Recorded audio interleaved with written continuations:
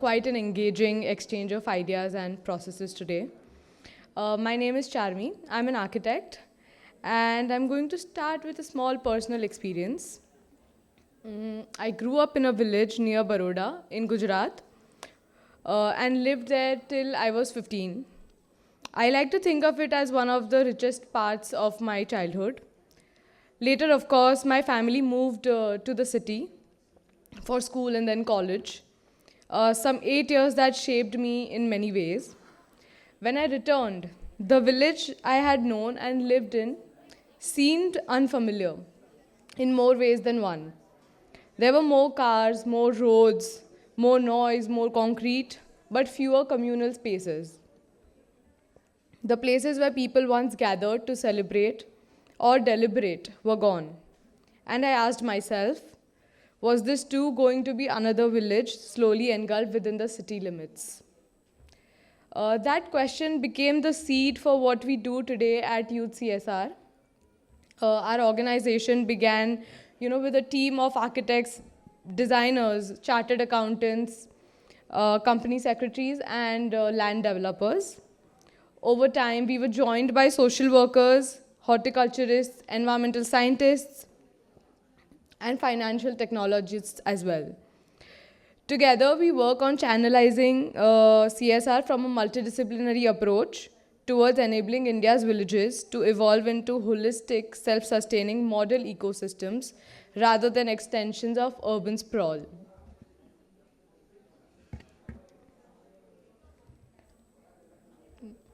Yeah. Many of you here, I am sure, trace your roots back to some village. Some of us carried our villages when we moved to the cities. Some promised to return once we made it in life, and some never went back at all. But in that process, have we left our own villages, their techniques, their art, and their heritage behind? Can we be locally grounded yet globally connected, as has been the theme in most of the talks today? The current model of village development often imitates the city or a town. Most of the efforts, like we discussed today, most of the efforts, like we discussed today, are in bits and pieces. Villages are turned into small towns or absorbed into larger clusters until they dissolve into the city itself. This trajectory feels inevitable, but it carries dangers. If a village is not made self-sufficient, it risks becoming another extension of urban poverty and an urban slum. The challenge before us is to not prevent that change, but to channel it so that the village remains resilient rather than dependent. Villages are not planning exercises on paper. I'm an architect and I can vouch for that. They are living systems requiring care, constant activation, and respect for their unique identity. Standardized models that we see nowadays may appear efficient, but they can often erase the local art, traditions, and heritage. In the name of modularity, we risk creating a sameness that dilutes what makes each village distinct. True transformation requires us to see villages as cultural and ecological systems, not just administrative units or mega structures that are ghosted most times of the year.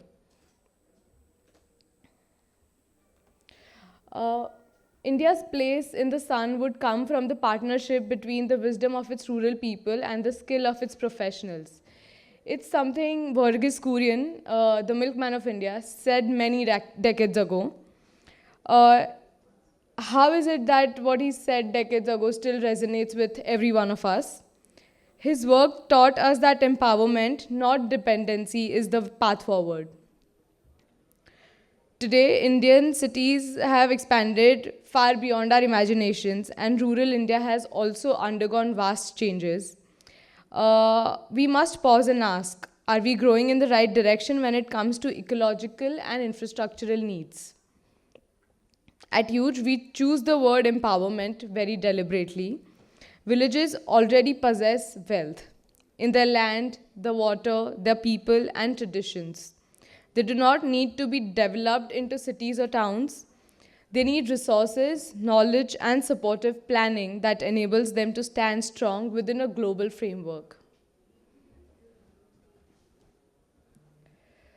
When we see villages in isolation, their challenges might seem overwhelming. But when clustered together, they form resilient, self sustaining ecosystems. Clustering allows for shared resources, cooperative economies, and networks of education and health. It strengthens cultural bonds while giving each village the advantage of scale.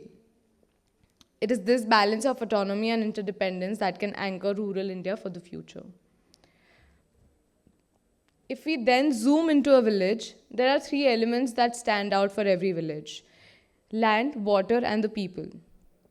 Each demands a thoughtful approach when thinking of physical and ecological infrastructure. At YUJ, our methodology begins with, of course, community engagement and detailed need assessments. This leads to ecological strategies such as food forests, native plantations, and soil restoration. Infrastructural work such as roads, public squares, or lake rejuvenation. Institutional strengthening like Anganwadis, schools, and community centers. Water and waste systems like clean drinking water, waste management, or domestic biogas construction, and energy systems like solar farms and soil biotech units. These are not external impositions at a large scale, but carefully designed smaller elements aligned with the community's priorities that can be implemented at a smaller scale. Allow me to illustrate with a small example. We worked on 6 lake projects across the country with JCB as our CSR partner and CEE established by Vikram Sarabhai as our NGO partner. This is a proposal for a lake near Halol in Gujarat called Varsada.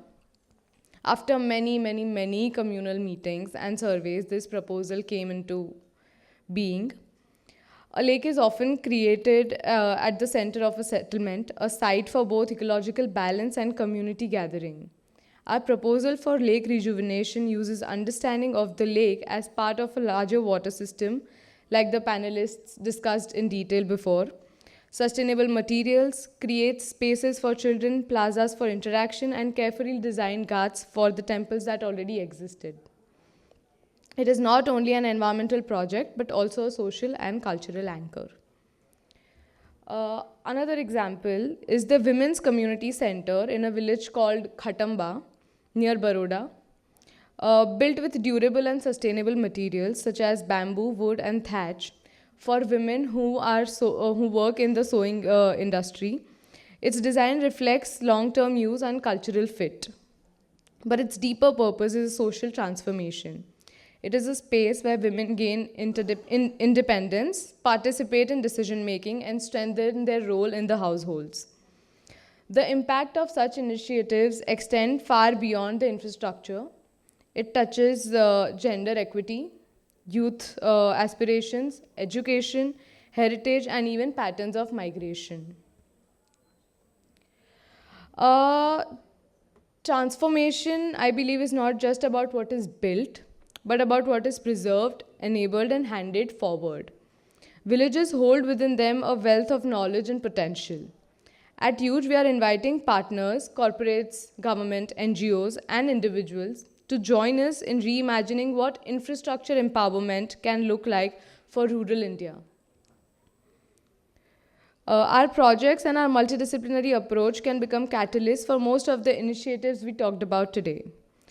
We work on end-to-end solutions for infrastructure and ecological interventions from initialization to design to execution to sustenance and impact, as well as permissions and compliance management. There are a few words that kept ringing in all the talks today: trust, scalable, end-to-end, community, transparency, and many more such words.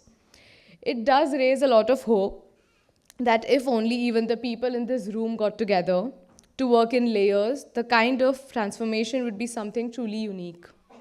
The change we are speaking of is not abstract. It is specific, tangible, and actionable. and it requires collaboration, and we hope to anchor these processes under a large umbrella. Thank you so much.